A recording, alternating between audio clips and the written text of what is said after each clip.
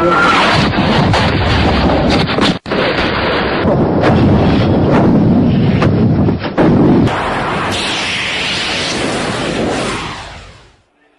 sepa el mundo, América, que un pueblo con voluntad, pueblo argentino, si quieren venir, que vengan, les presentaremos batalla.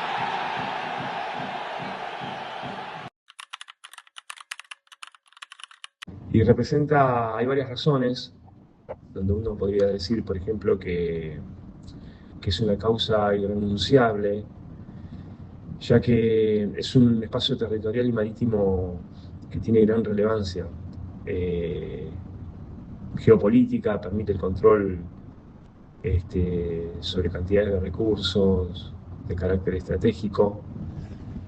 Por ejemplo, tiene gran riqueza de recursos ictícolas, como por ejemplo merluza, bacalao, calamar, krill, yacimientos minerales. Además también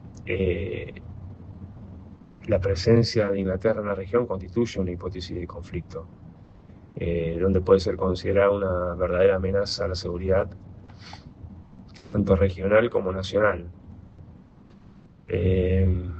Además está el simbolismo arraigado en la cultura argentina, ya que es una herida abierta, sobre todo después del resultado en la guerra.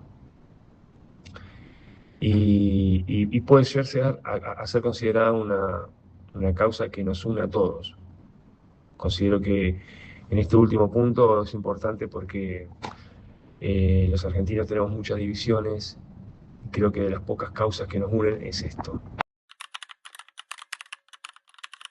Y enseñanzas hay muchas, pero uno entiende que con el correr del tiempo la interacción entre las tres fuerzas, tanto la Fuerza Aérea, Ejército y Armada, tendría que haber sido muchísimo más fina, más pulida, más dinámica. Las tres fuerzas actuaron prácticamente por separado, por lo que no se pudo hacer un planeamiento conjunto que hoy existe en la actualidad. Y esto se vio traducido también directamente en el campo de batalla a través de la escasez de los recursos logísticos, ya que al no haber tanta comunicación interfuerzas,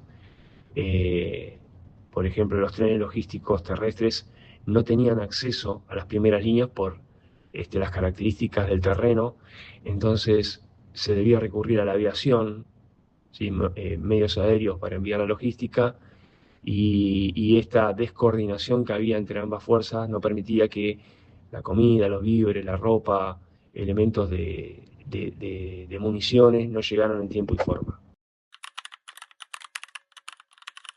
Y primero y fundamental es el reconocimiento, la gratitud, la visibilidad de esa gente que combatió y en su momento fueron invisibilizados, ocultados, negados, hasta si se quiere, en muchos casos bastardeados. Primero y principal eso, el reconocimiento y la gratitud. Y después mantener viva la memoria es transmitiendo a través de las generaciones, reafirmando el reclamo por medios diplomáticos, reafirmando la soberanía, la identidad y manteniéndolo como un objetivo nacional. Creo que fundamentalmente veteranos cada día tenemos menos. La gente más joven en esa época hoy está promediando los 60 y pico / 70 años. Muchos han fallecido, muchos han continuado su vida como pudieron, la mayoría en este caso.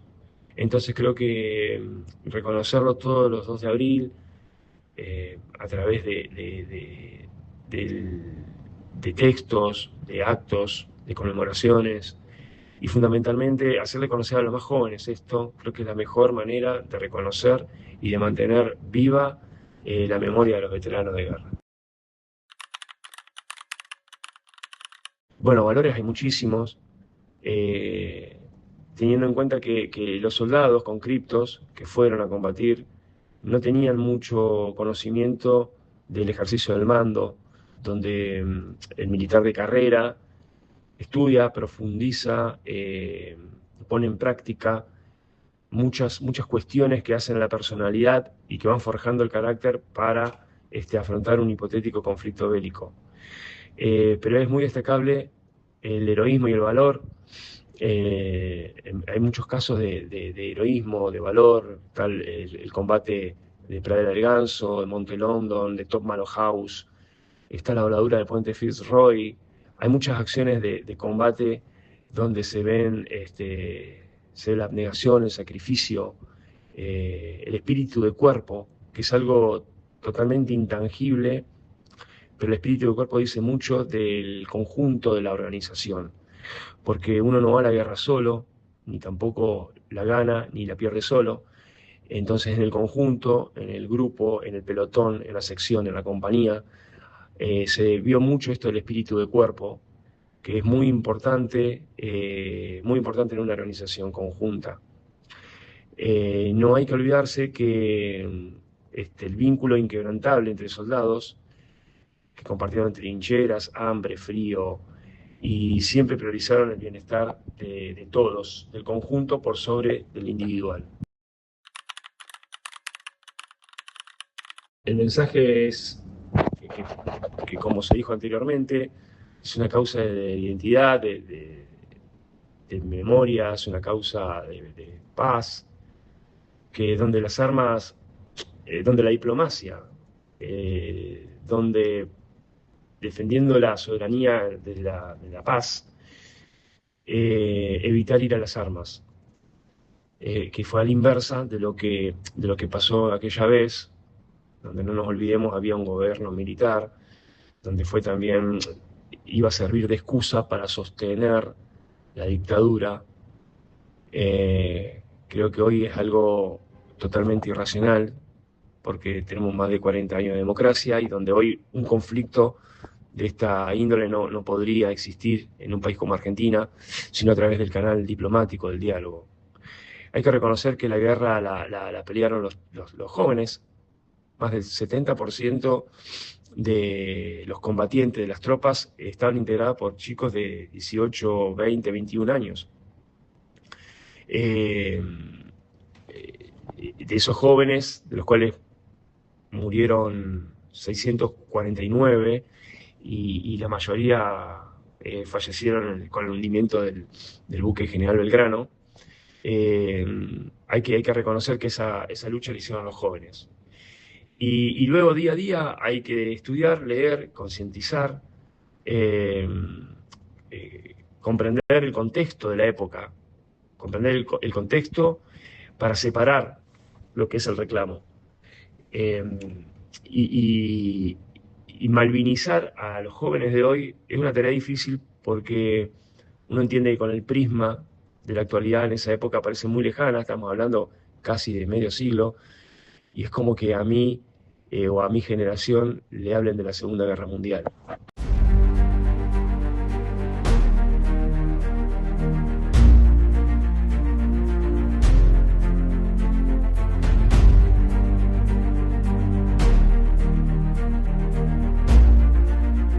Más allá de los buques hundidos oficialmente reconocidos, como el HMS Sheffield o el HMS Coventry, existe consenso en que una cantidad mucho mayor de barcos fue alcanzada o quedó fuera de combate temporalmente. Incluso el propio comandante de la flota británica, Sandy Woodward, dejó constancia en su diario de guerra de la situación crítica de sus fuerzas hacia el final del conflicto, con gran parte de sus unidades afectadas operativamente. Y ahí aparece otra capa de incertidumbre, porque algunos episodios clave siguen siendo discutidos hasta hoy. El posible ataque al portaaviones HMS Invincible, el nivel real de daño en ciertos buques, el número de bajas en combates terrestres como Darwin o Monte London. La guerra terminó en junio de 1982, pero la historia no. Quedaron cifras oficiales, partes de guerra y documentos, pero también quedaron testimonios, dudas y relatos que no siempre encajan del todo con esa versión cerrada. Por un lado está lo que se declaró. Por otro, lo que muchos protagonistas de ambos bandos dijeron haber visto. Argentina mostró una capacidad de combate que durante años fue subestimada, y del lado británico, incluso sus propios informes reconocen lo cerca que estuvieron, en varios momentos, de una situación crítica. Entonces la pregunta es, ¿se contó realmente todo lo que pasó en Malvinas?